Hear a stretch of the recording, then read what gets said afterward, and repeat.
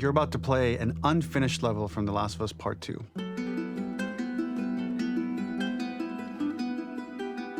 The reason we added this section is there are a few sequences, and we picked the 3 of the best ones, that we cut from the game. Often we build a game that's much bigger than what ends up being the final product.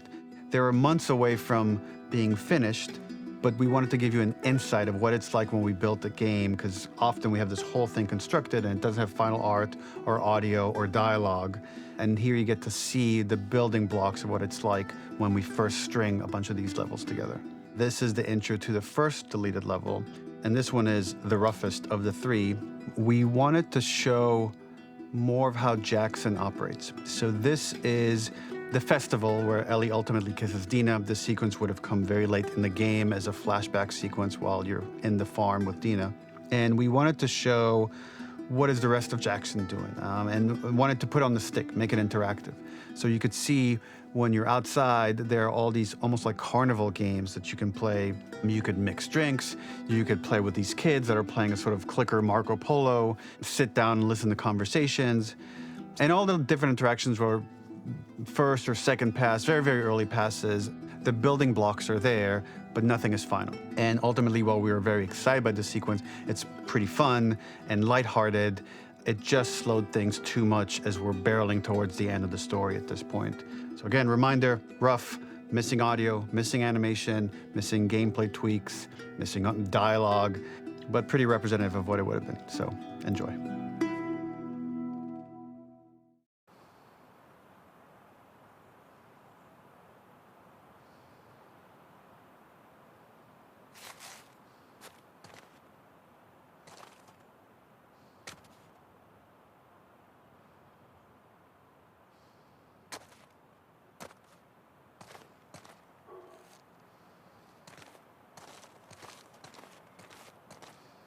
Originally, this level was going to transition us to farm.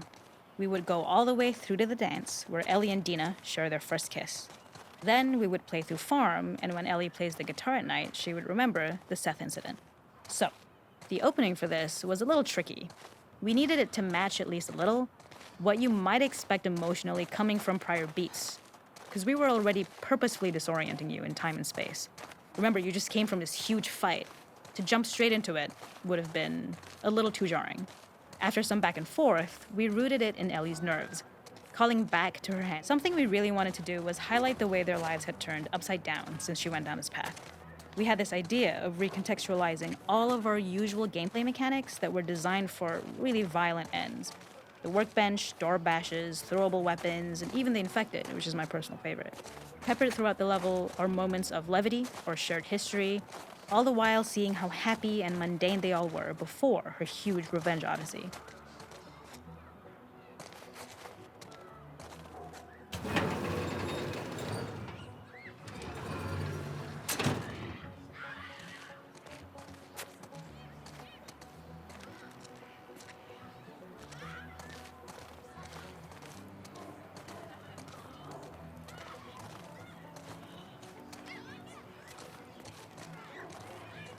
It is not a festival without one of these throwing games. This one, of course, uses our throwable system where you're often chucking explosive things or stunning things, but for a more wholesome purpose, although some people take this game really seriously. A fun aspect of this is if you did well, you could win a toy here. Ellie would place it in her pocket.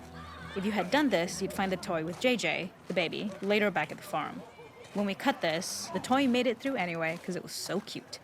It is the same one you see on the tractor at the farm. Ollie the elephant.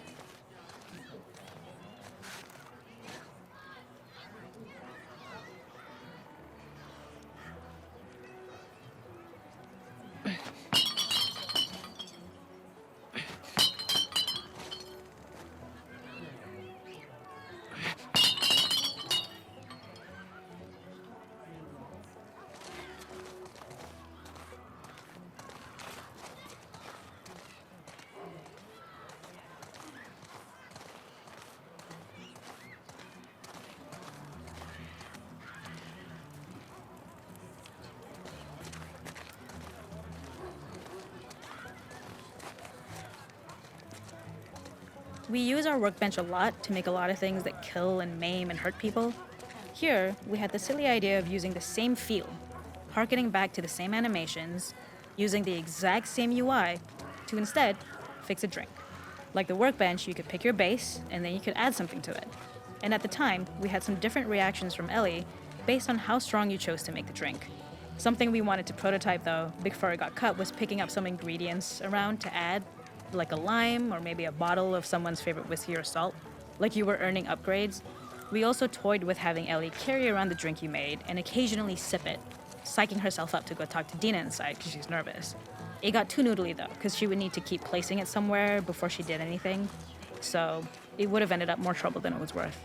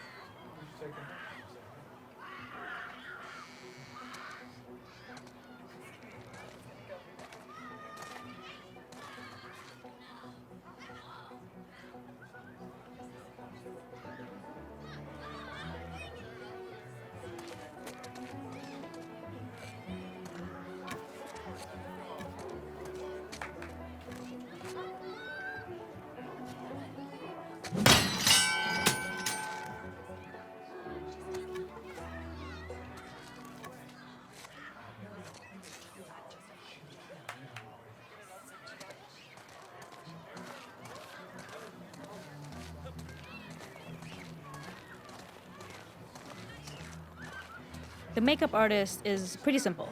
It's one of those little in-game scenes we peppered in to make it feel like Ellie had roots in the town. Hallie, our writer, mentioned that in her mind, an ex-girlfriend of Ellie's tattooed her arm to cover up her scar. So we figured this might be the only time you get to see that. We wanted to hint at it and allude to it and make it feel like there had been so much more that had been happening and so much more that Ellie threw away.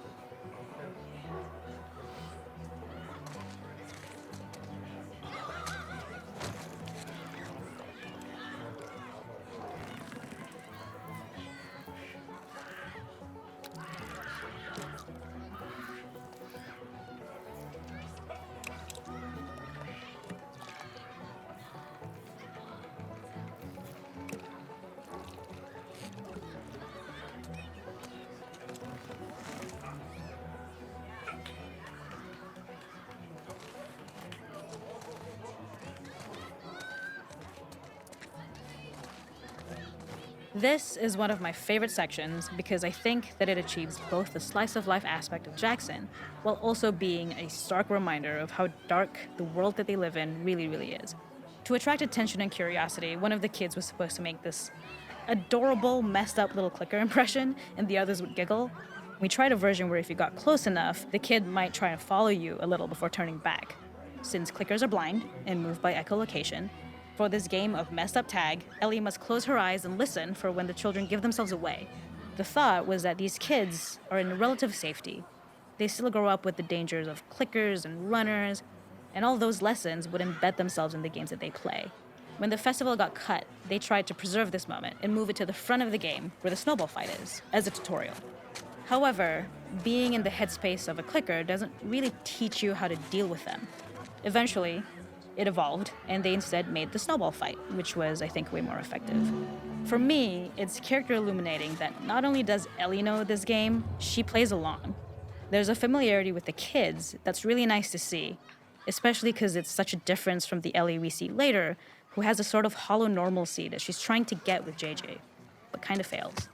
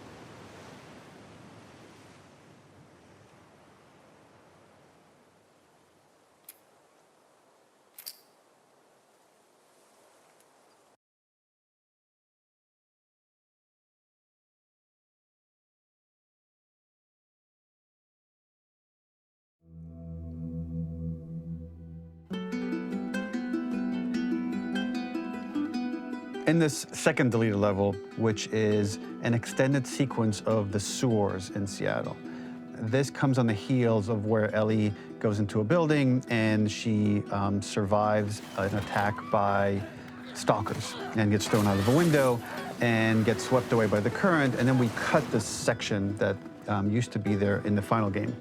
Now you will get to play it. So this was a way to get a bit more interesting puzzles, interesting traversal, figure out how Ellie can navigate the sewers with the fighting current. Ultimately, with a lot of these levels and these sequences, the reason why we cut them were for pacing purposes. But here it is for you in this very kind of raw form that part of it will feel finished, parts of it will feel like assets are missing as far as audio, animation won't be final.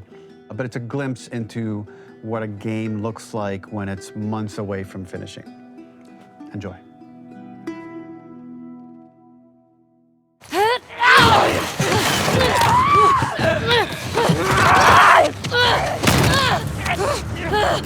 Sai! Cima de mim!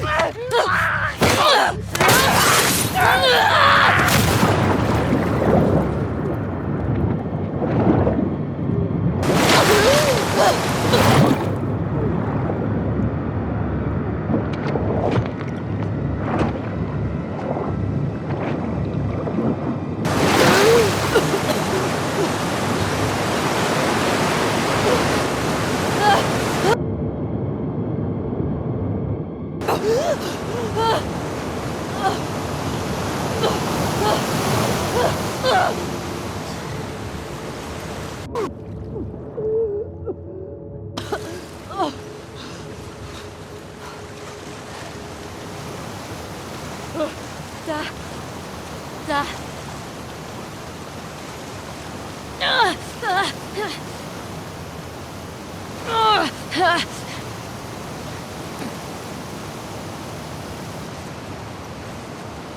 Odeio Seattle. Tá. Onde que eu tô?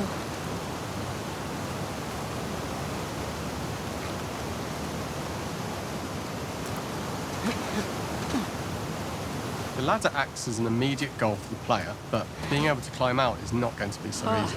Tá de To keep sacanagem levels comigo. interesting and engaging, we alternate between positive and negative values the player experiences. Here, it's a positive to have found a ladder, but then a negative to discover Tem que it's ter not the outra solution. saída. But then another positive to identify the next short-term goal of the doorway. By alternating between these opposing values, we give players what they expect, but not how they expect it.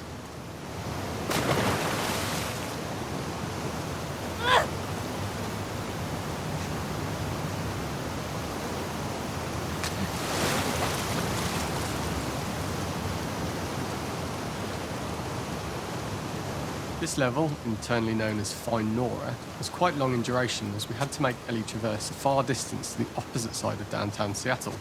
The sewer section was originally longer than what we released the game with, approximately 10 minutes more. This was one of the few areas of the game that used water flow as part of a traversal puzzle. The player has to go upstream to use the current to get to the platform to reach the other side. We mostly cut this mechanic game-wide, however it remained in essence in the section swimming to the aquarium as Ellie, when you were avoiding the waves.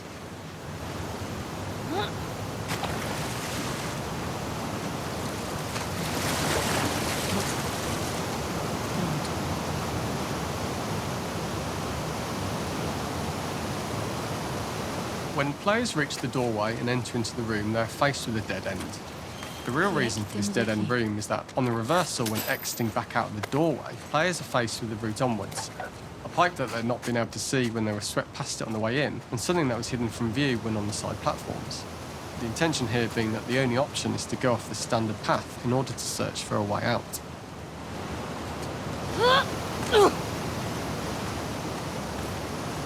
Ah, me tira desse lugar, caralho. Ah, Throughout the rest of the level, we also used light to indicate to the player that they were heading in the right direction. At each turn, however, we blocked the direct route forward. Players would know that they just have to keep finding alternative paths, promoting those feelings of being desperate and trapped.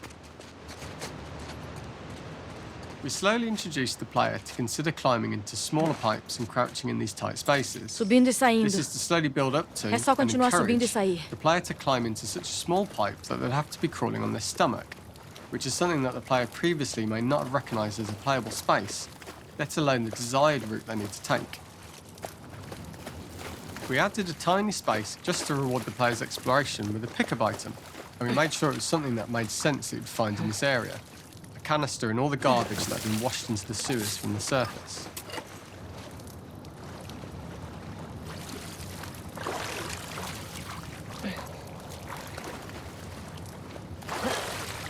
We loved the idea of making Ellie prone through a tiny dirty pipe in order to get out, as it was a great opportunity to use our prone Não mechanic. perde a cabeça, A Ellie. unique camera setup was created to support crawling in these pipes, as the standard prone camera is much higher above the player.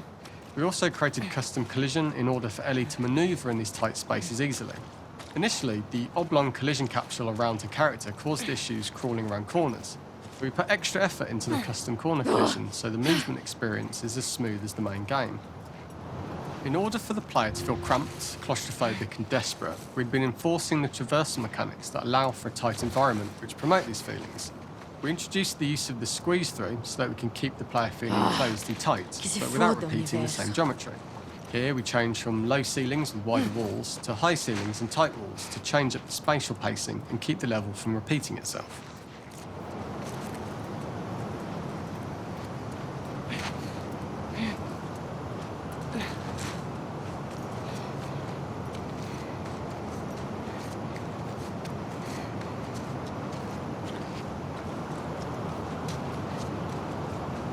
Aqui é um lugar bem merda pra morrer.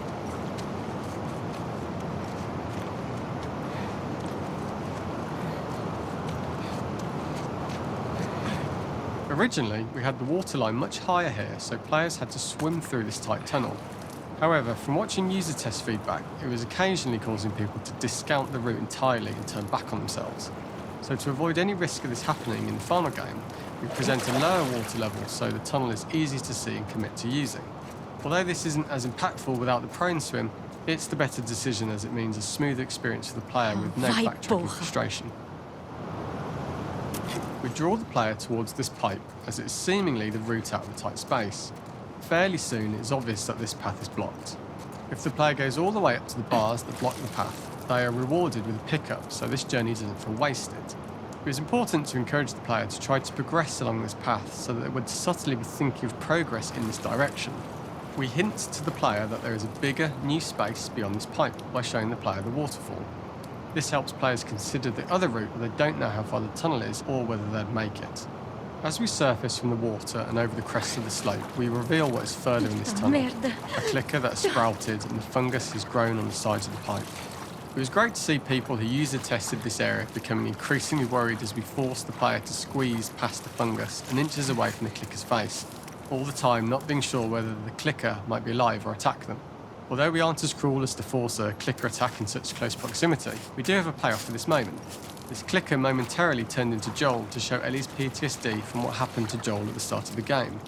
Ultimately, we decided to save this moment for the farm level, as it was more impactful there because it could become the centrepiece of that experience.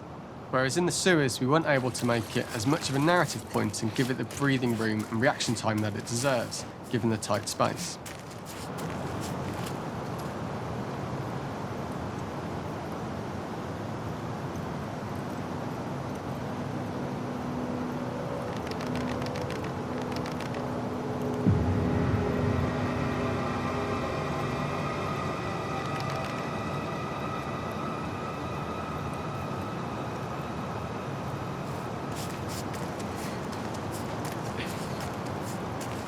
Ah, merda! Ah!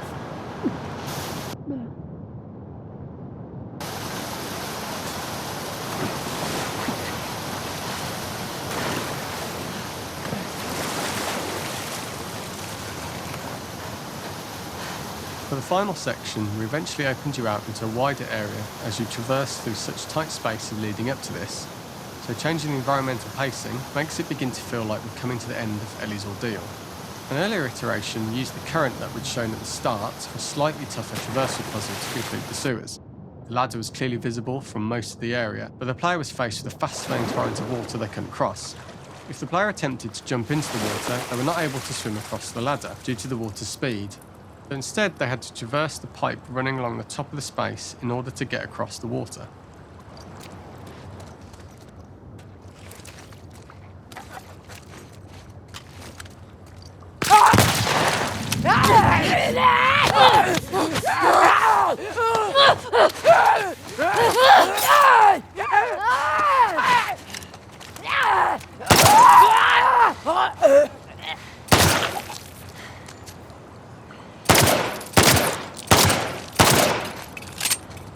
Beleza. This is the first time we get to see stalkers that are embedded into the walls. So this optional room is a nice little early extra that the player gets if they explore. We also use the pickups to lure players over to be close enough to trigger the stalker's attack. And this caused quite a few jump scares with user testers who played our game before its release.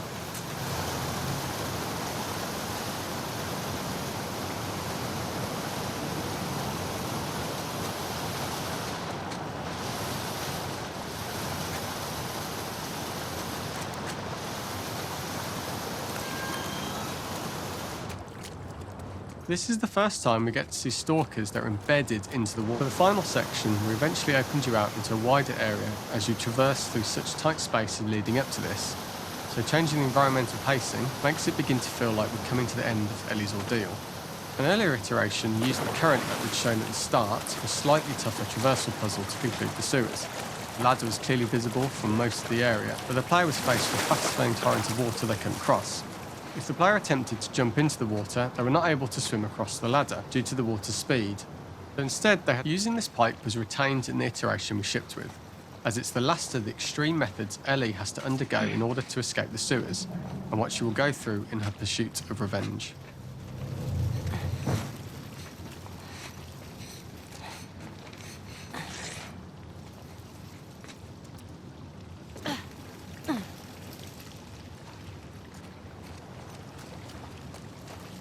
The last ladder climb is quite lengthy, and although we could have trimmed it down to a shorter climb, we liked how this last segment of the journey built anticipation for whether there was success at the top or not after all you've been through.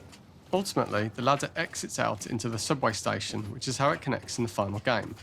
Ellie then has to find her way to the hospital from here, crossing paths with the scars for the first time.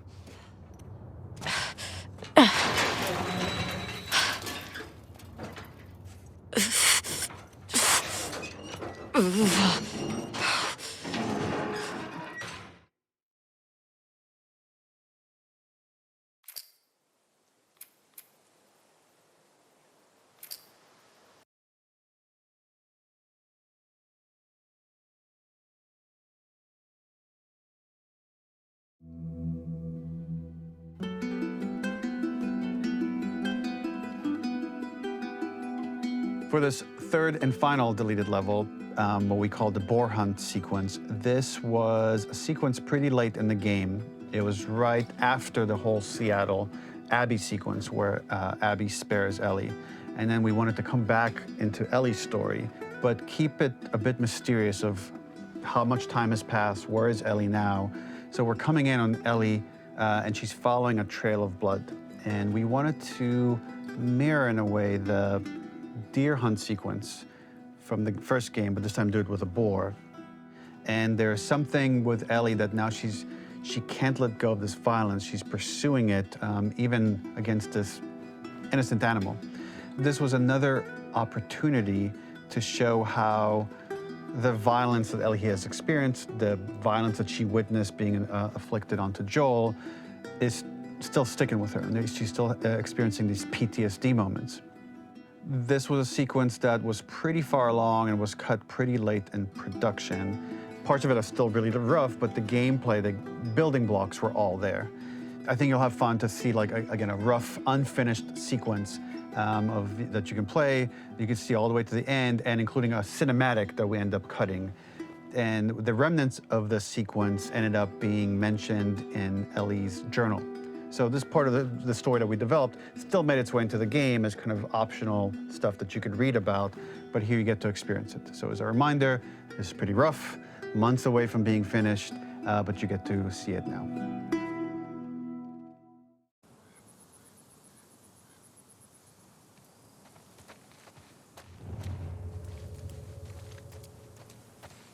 So the boar hunt was one of the hardest levels for me to work on. It was a huge challenge with the systems that we had, and we kept trying, but it never felt quite right. Originally, the level happened after the Jackson Festival, which also got cut, but before Farm. Once the festival got cut, it became the prologue to Farm. The intended experience is that we jump forward in time after the fight with Abby in the theater. We don't know where Dina is. We likely assume she's dead because she was just bleeding out. Ellie is alone. Her hair is short. So maybe this is the future or the present. And she's hunting. Hunting who? Abby still? In early iterations of the fight, it was more arena-like. The player slowly whittles down the boar's health. Ellie gets more visceral and more vicious. We get a little worried about her. As the boar gets weaker, more panicked, more feral, and we start feeling sympathetic to the boar was the hope. In all of these iterations, especially of these wider areas, it required custom AI and scripting to make sure it continued to feel organic as an animal, but we really needed it to do specific stuff. It needed to be able to close distances really, really quickly. It needed to charge to attack, but we wanted the feeling of hunting, so we needed to track it down from afar.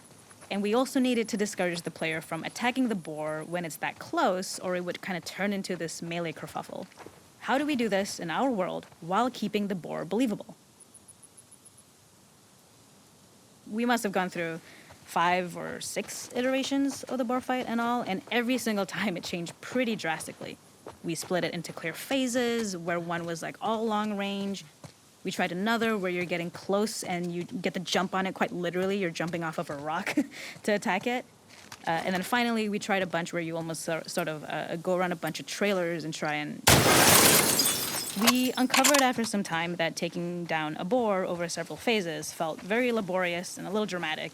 It was comically long, it felt too boss-like, a little too gamey.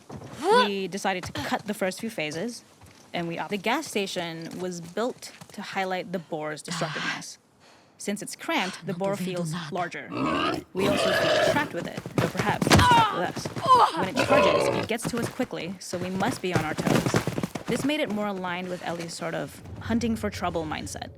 Listening became more important, as well as moving around slowly so it didn't hear you. Could you spot it before it saw or heard you? And could you get a shot off quickly enough so you could dodge out of the way? Or is the shot worth the cost after? It feels like a game. By the end of the fight, everything would likely be in shambles. The boar would burst through the back, and Ellie would follow it and find revenge. Acabou. Não tem pra onde correr. The boar kill was supposed to be anything but glorious. With the boar whimpering at the back of the gas station after Ellie's relentless hunt. After this, hearing the drone that we kind of come to associate with Ellie's trauma, we would hard cut to the stream where she's washing her hands